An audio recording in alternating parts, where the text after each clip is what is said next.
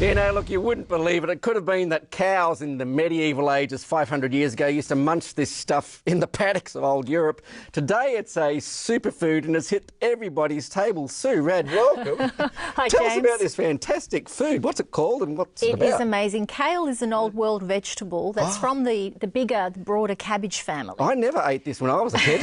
And the amazing thing about it, James, is that it's absolutely loaded with nutrients. So it is packed with nutrients such as vitamin A, vitamin C, vitamin K, with minerals like iron and calcium. But one of the most exciting phytonutrients in kale that I'm particularly interested in is something called lutein. Lutein, and that's what gives it that sort of dark green colour.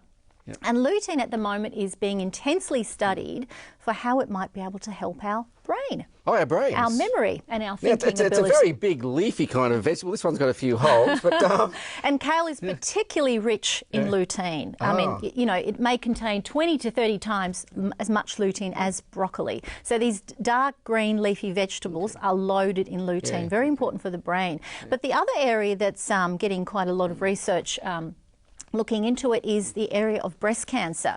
So studies such as, for example, a study in China showed that women who consume these cruciferous type vegetables like kale on a daily basis have about a 50% lower risk of developing breast cancer. Is it again the lutein factor inside the kale? Well, it's probably the combination of all those nutrients, this synergy that scientists are very interested in at the moment that you get when you eat whole foods rather than trying to So it's the dark greenness of the entire... And the other thing is, if you've already got breast cancer, and this is an important message, they've shown that women who frequently eat these kind of vegetables have lower recurrences of getting another type of cancer. So this is really strongly anti-cancer, it's anti-oxidant, it's anti-inflammatory. You know, what can't kale do? Okay, it's just packed.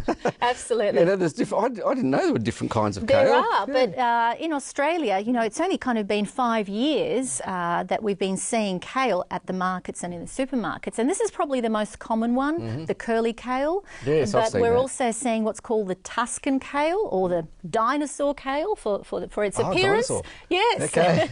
So it doesn't matter which kale you use. You might even grow the red Russian kale. It's all really important. And you said there's some giant greens. kale as well. Massive. There are some kales that look even bigger. Okay. Well, how would you actually use it? Well, there are many ways. I've only tried it in your giant green smoothie last month. I've never eaten it before. That's right. So you can use it raw in smoothies or in salads. Now, you might like to have a taste of my yummy kale salad there, and I'm just going to show you while you're tasting that how to chiffonade kale. This is really important if you're making a raw salad. So you just strip that off, off the rib. And the important thing is... this is actually nice. What does it remind you of? Not the giant green smoothie, folks. No. It's got a sweetness to it. It's got, you can taste the pomegranate and it's got That's the kale. right. Yep. But it's lost that bitterness. It's lost the bitterness because of the lemon and the olive oil, which masks the bitterness. But let me show you how to chiffonade it. You really need to slice it. Truly. Now, I hope you can see that on camera, but you need to slice it very finely.